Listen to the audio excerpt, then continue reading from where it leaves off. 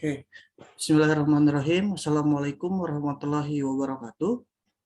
Waalaikumsalam Waalaikumsalam warahmatullahi wabarakatuh. warahmatullahi wabarakatuh. Baik, selamat pagi. Terima kasih atas kesempatan dan waktunya di pagi hari ini. Mudah-mudahan di pagi hari ini bisa membawa manfaat dan keberkahan. Dan terima kasih juga kepada semua mahasiswa-mahasiswi yang telah hadir dalam mata kuliah Sistem Informasi Manajemen. Di sini perkenalkan saya dari Alan Kurniawan, SEMM. Insya Allah selama beberapa pertemuan nanti bahwa saya akan menjadi dosen dan di sini kita akan sharing melakukan pemaparan terkait mata kuliah Sistem Informasi Manajemen. Ya, adapun untuk perkuliahan Sistem Informasi Manajemen ini bobotnya adalah 3 SKS, di mana nanti dari 3 SKS ini terdiri dari pemaparan, diskusi gitu ya, dan juga nanti mungkin ada kaji ulang terkait pemahaman dari materi yang telah disampaikan ya. Baik. Oke, kemudian untuk deskripsi mata kuliah Sistem Informasi ini adalah untuk memberikan pemahaman mengenai telaah dan penerapan pengetahuan tentang informasi itu diterima, yang awalnya diterima, kemudian ditransformasikan, serta akhir dikirimkan dengan berbagai perangkat atau media yang digunakan, dengan memperhatikan manfaat serta kerugian, dengan menganalisis subsistem informasi berdasarkan kebutuhan yang ada, sehingga dapat dijadikan acuan dalam pengambilan keputusan, baik itu internal maupun eksternal, di dalam suatu perusahaan atau organisasi. Ya, serta mempunyai gambaran rancangan sistem informasi yang memadai dan memahami prinsip pengelolaan sistem informasi manajemen. Ya, itu adalah deskripsi terkait mata kuliah Sistem Informasi Manajemen ya. Kemudian selanjutnya capaian pembelajaran dalam mata kuliah Sistem Informasi Manajemen ini yang pertama adalah bagaimana menjelaskan konsep Sistem Informasi Manajemen itu sendiri, kemudian mengidentifikasi ruang lingkup Sistem Informasi Manajemen, yang ketiga mengidentifikasi nilai serta manfaat dari Sistem Informasi Manajemen, dan mengidentifikasi kebijakan pengambilan keputusan di setiap level manajemen, mulai dari lower, mulai dari middle, dan top manajemen itu sendiri. Ya. Kemudian selanjutnya dalam mata kuliah Sistem Informasi Manajemen ini, saya mengambil referensi ya dari dua referensi ini. Yang pertama Susanto tahun 2022 yang bukunya Sistem Informasi Manajemen, penerbitnya dari Linggajaya Bandung.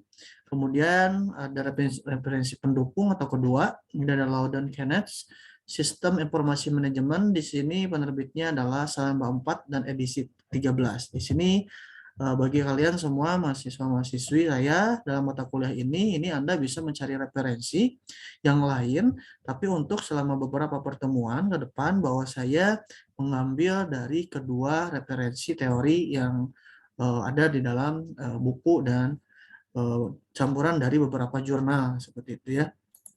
Oke, kemudian untuk penilaian selama pembelajaran gitu ya perkuliahan, walaupun memang sekarang perkuliahan secara daring, ya ini kehadiran nanti dilihat dari apakah Anda masuk atau join pada Zoom seperti ini, itu adalah besarnya adalah 20%, bobotnya 20%, kemudian diskusi atau keaktifan selama proses pembelajaran itu adalah 10%. Ujian tengah semester atau UTS itu adalah 30%, dan ujian akhir semester atau UAS itu adalah 40%. Ya, jadi total adalah 100%. Ini dilihat ya. Nanti Anda mohon memperhatikan bahwa juga selain UTS dan UAS bahwa nilai keaktifan di dalam suatu forum dan ruang di dalam Zoom atau nanti mungkin melalui Google Meet, ini ada poin atau bobot ya yang bisa dikumulatifkan sehingga nanti menjadi nilai akhir ya bagi Anda semua. Ya.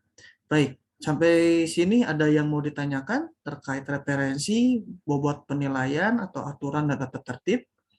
Ya, untuk tata tertib selama perkuliahan di sini mohon untuk menggunakan pakaian rapih dan pastikan untuk konektivitas dari jaringan internet Anda bisa disesuaikan ya, seperti itu. Oke.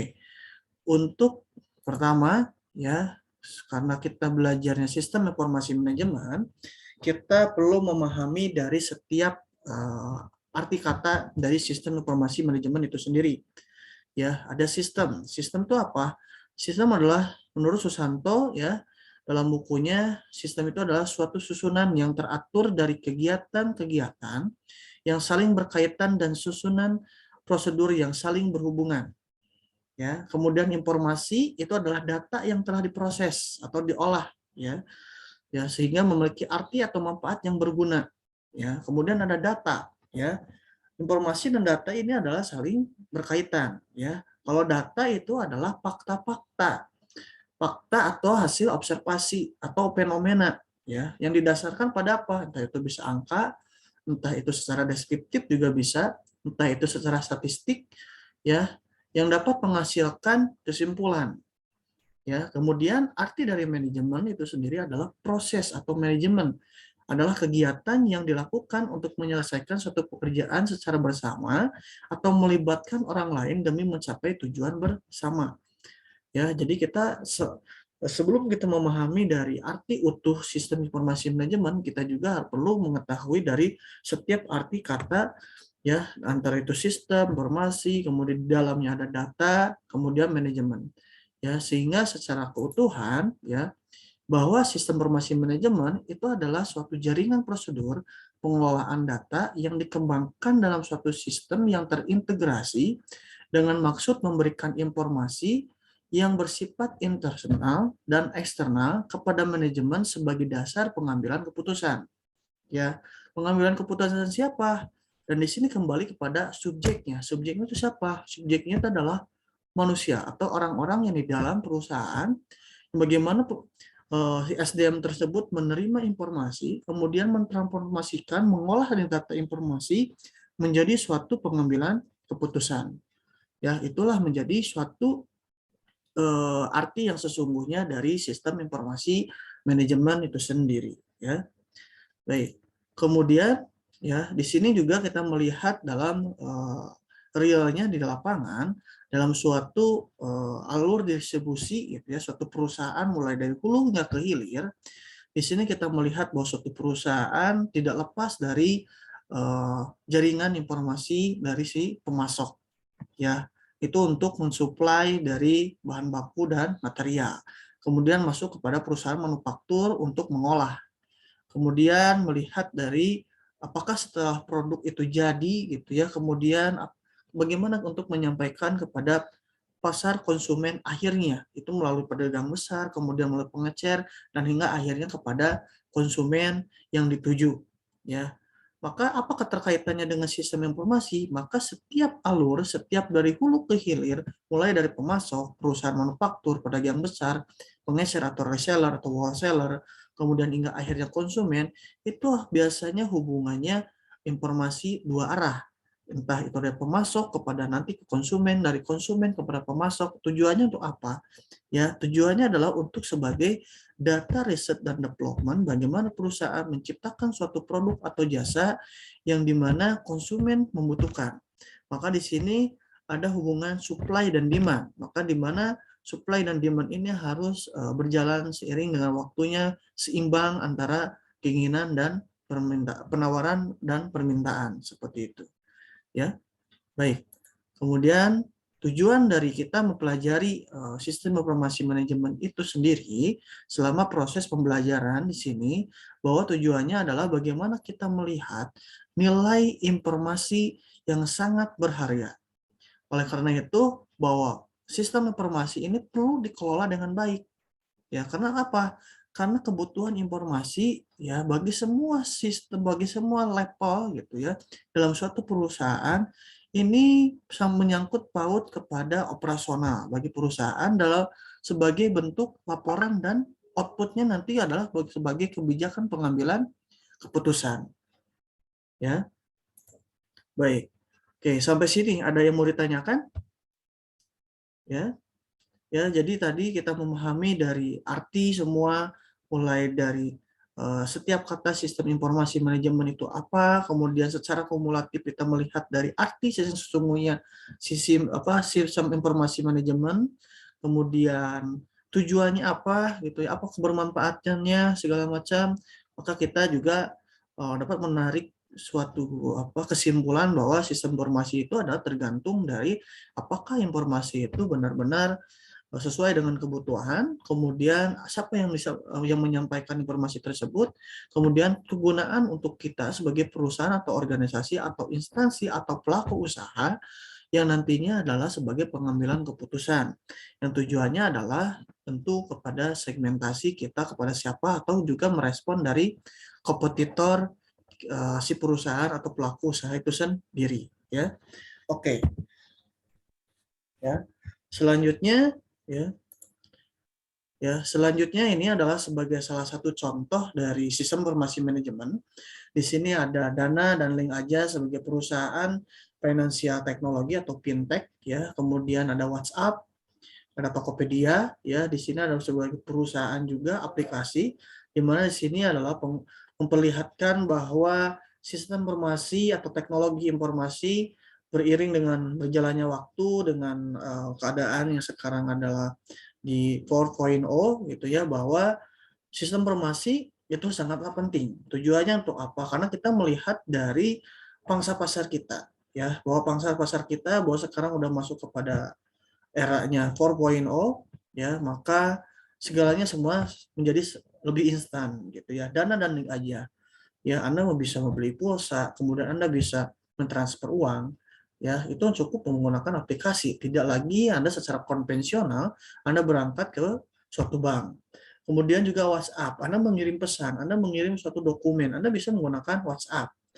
Ya, tidak lagi menggunakan pos atau surat-surat yang perlu memakan waktu gitu ya. Kemudian Tokopedia.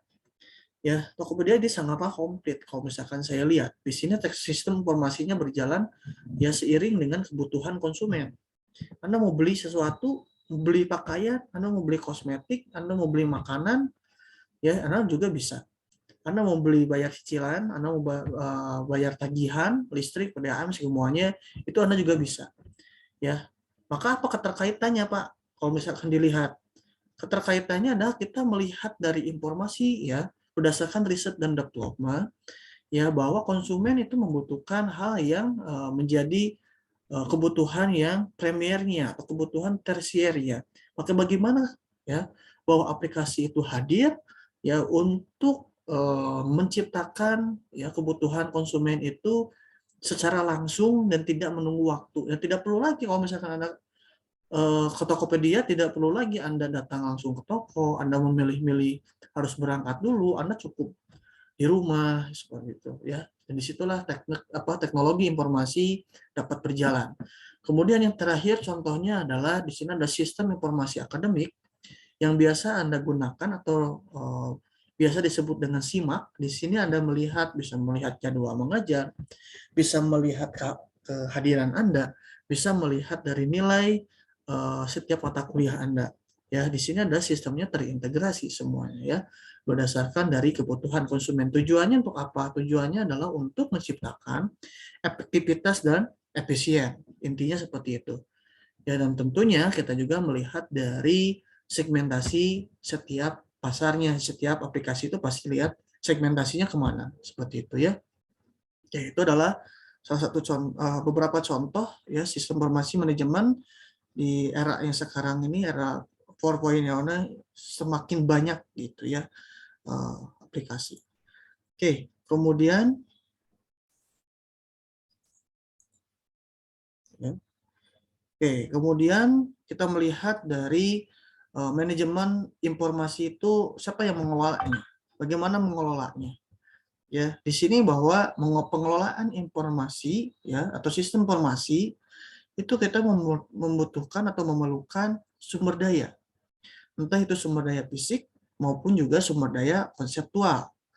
Ya, apa bedanya, Pak? Sumber daya fisik ya tangible, nyata.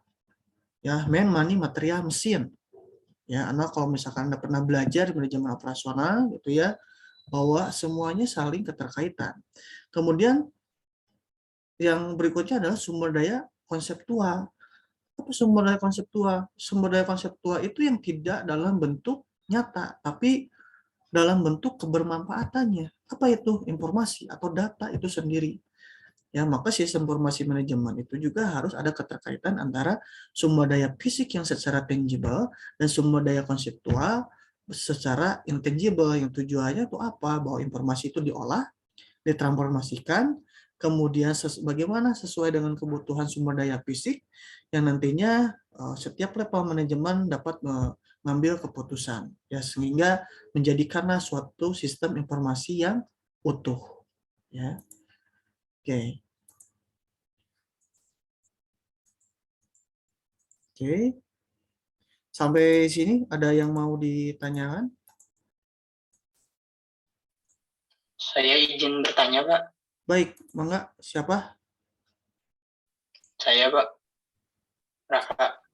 Oke, Raka Pasel Aula. Ya, bisa. Mangga, silakan. Ada yang mau tanyakan? Iya, Pak. Ya, gimana?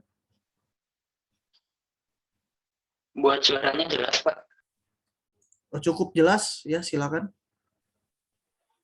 Izin bertanya, Pak. Kalau buat di hari ini, Pak, atau ya produsen yang nggak punya sistem informasi yang baik masih bisa bersaing nggak, Pak? Oke. Produsen, jadi si pelaku usaha gitu ya, ketika sistem informasi ya tidak memiliki sistem informasi manajemen yang baik, apakah masih bisa berkompetitor nggak gitu, bersaing nggak dengan kompetitor yang lain gitu ya. Itu inti pertanyaannya. Ya bagi saya kalau misalkan dilihat secara konvensional gitu ya, bahwa sistem informasi manajemen itu memang tidak secara keseluruhan gitu ya berevolusi gitu ya. Dalam arti masih banyak gitu ya cara yang memang masih menggunakan sistem informasi yang secara konvensional ya. Contohnya apa? Itu ya. Biasanya kalau misalkan perusahaan-perusahaan mau menawarkan suatu produk gitu ya, produk terbaru gitu ya. Selain dia menawarkan melalui media sosial atau melalui e-marketing gitu ya, bisa juga melalui beberapa hal yang melalui sales, marketing gitu ya. Kemudian bagaimana sales dan marketing itu memperkerjakan gitu ya, menawarkan gitu suatu produknya itu dalam sebuah mall atau supermarket segala macam gitu ya, dan bagaimana suatu pendekatan persuasif ya tergantung dari segmentasinya gitu ya, karena memang kalau misalkan dilihat gitu ya, masyarakat Indonesia itu ya memang belum semuanya melek teknologi gitu ya, tapi sekarang bahwa yang melek teknologi itu adalah yang generasi-generasi yang XYZ gitu ya, generasi yang ya masih yang lama itu adalah masih bagaimana juga kita melihat persuasifnya, kemudian bagaimana menawarkannya yang baik seperti itu, yang masih memang menggunakan cara-cara yang lama gitu ya. Jadi kalau misalkan ditanyanya apakah masih bisa bersaing, masih. Tapi cenderung kita melihat dari kompetitornya. Jangan sampai kita ketinggalan ya, yang jauh lebih unggul dari kompetitor, tergantung dari segmentasinya. Ya kalau misalkan segmentasinya dengan kita melihat dari pangsa pasar masyarakatnya yang memang dari segi generasinya masih belum melek teknologi, ya bisa-bisa saja. Tapi kalau misalkan secara overall kita segmentasinya bisa yang generasi yang sudah melek teknologi gitu, yang semua kalangan gitu ya, yang baiknya adalah kita melihat juga perkembangan-perkembangan ya, bagaimana juga perusahaan bisa survive gitu ya terhadap perubahan seperti itu. Oke, itu menurut saya ya. Silakan. Oke, bagaimana? Sudah cukup? Iya, cukup, Pak. Makasih banyak, Pak. Siap. Kemudian selanjutnya kita melihat juga bagaimana sistem informasi yang baik ya. Nah, itu yang barusan mungkin ada sangkut pautnya dengan pertanyaan dari Raka gitu ya. Ada sistem informasi yang baik, ada sistem informasi yang buruk. Bedanya apa? Bahwa sistem informasi yang baik itu adalah suatu perusahaan atau organisasi merespon gitu ya, merespon dari kebermanfaatan gitu ya. Manfaatnya apa sih informasi yang diterima? Kemudian juga menyeimbangkan antara biaya yang dikeluarkan ya, kemudian apa manfaatnya, kemudian melihat dari secara visionernya, secara pangsa pasarnya, kemudian pesaingnya, apakah sudah menjalankan sistem informasi atau belum. Ya, maka nanti saya akan kasih contoh mana perusahaan yang sudah menciptakan sistem informasi yang baik, mana perusahaan yang belum atau mungkin gagal gitu ya menciptakan sistem informasi yang baik. Ya. Oke. Oke, kemudian sistem informasi yang buruk. Nah, oke, rata-rata bahwa sistem informasi yang buruk itu ya tadi ya bahwa pengelolaan sistem informasi itu tergantung pada sumber daya fisik dan sumber daya konseptual. Ya, karena ada ruang lingkup pengelolaan. Ya, maka ketika sumber daya fisik yang tadi main money material mesin ya tidak dijalankan dengan baik, maka tidak akan menjalankan suatu sumber daya konseptual yang terintegrasi. Ya, maka percuma kalau misalkan teknologinya siap tapi SDM-nya tidak siap, atau SDM-nya siap teknologinya nggak siap, ya maka harus ada kesinambungan, ya. Dan juga biasanya keterbatasan pendanaan, langkanya tenaga teknologi informasi yang berpengalaman, kemudian lemahnya infrastruktur komunikasi, merasa masih murahnya tenaga kerja yang secara manual gitu ya. Kemudian ya misalkan kalau misalkan dilihat kan sekarang kalau misalkan Anda masuk ke jalur cepat tol gitu ya, semuanya sekarang bahwa di pintu masuk semuanya sudah menggunakan tinggal e-tol, tidak ada lagi yang secara manual. Ya, walaupun memang secara modal awalnya adalah besar, tapi kalau misalkan dilihat dari secara efektivitas dan efisiennya, itu akan dirasakan seiring berjalannya waktu, gitu ya. Oke, kemudian ya tadi selain dari sumber daya fisik dan sumber daya konseptual, kita melihat dari sistem informasi yang baik dan buruk, gitu ya. Kemudian juga kita juga harus memperhatikan dari segi skill dan knowledge dari SDM-nya, gitu ya. Maka seorang manajer atau setiap level dari setiap perusahaan juga ya ini perlu keahlian dalam berkomunikasi dan keahlian dalam pemecahan masalah, gitu ya. Oke. Kemudian selanjutnya apa sih gitu ya perusahaan perlu memperhatikan dari sistem informasi itu sendiri ya. Itu yang pertama adalah pengaruh ekonomi internasional. Apa dampaknya? Sangat banyak dampaknya.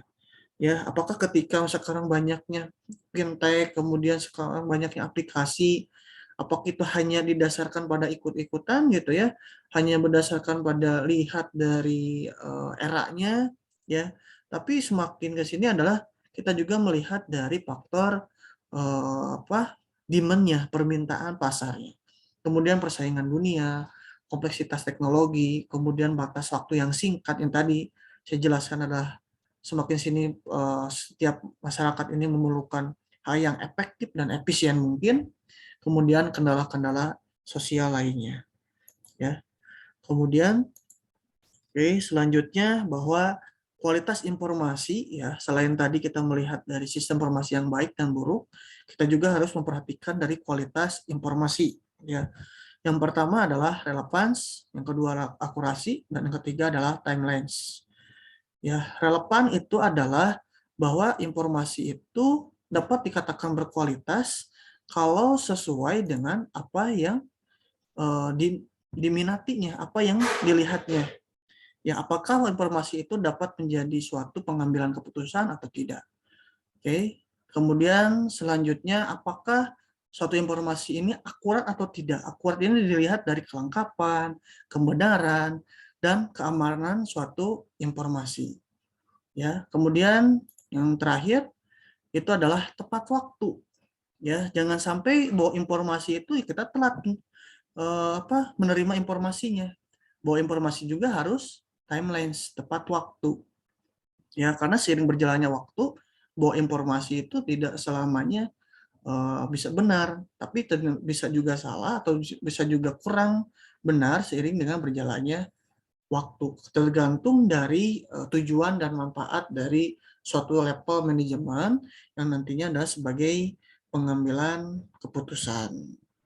Ya, contoh dari perusahaan yang kurang memperhatikan atau tidak memperhatikan dari timelines ini menurut saya ada contohnya adalah Nokia, gitu ya.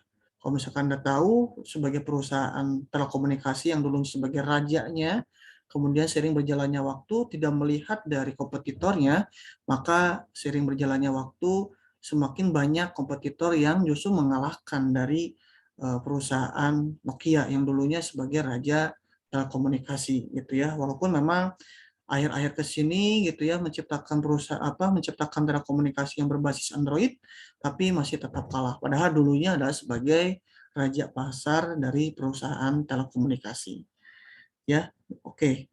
Mungkin hanya itu yang bisa saya sampaikan terkait materi sistem informasi manajemen ya untuk pertemuan hari ini. Ya, mungkin di lain waktu kita akan membahas terkait materi-materi lainnya ya. Dan terima kasih atas kesempatan dan waktu untuk hari ini. Dan terima kasih tadi kepada Raka dan yang lainnya yang telah memberikan pertanyaan. Kemudian yang lainnya juga telah memberikan antusias dan perhatian terhadap mata kuliah ini sehingga mata kuliah ini hingga selesai di waktu yang tepat. Ya, mudah-mudahan sedikitnya bisa memberi manfaat dan keberkahan untuk kita semua. Amin. Oke, untuk pertemuan hari ini mungkin ditutup ya dengan bacaan Alhamdulillahirabbil alamin. Maka untuk perkuliahan hari ini saya tutup ya dan mohon izin untuk keluar. Sampai jumpa di pertemuan berikutnya. Assalamualaikum warahmatullahi wabarakatuh. Waalaikumsalam.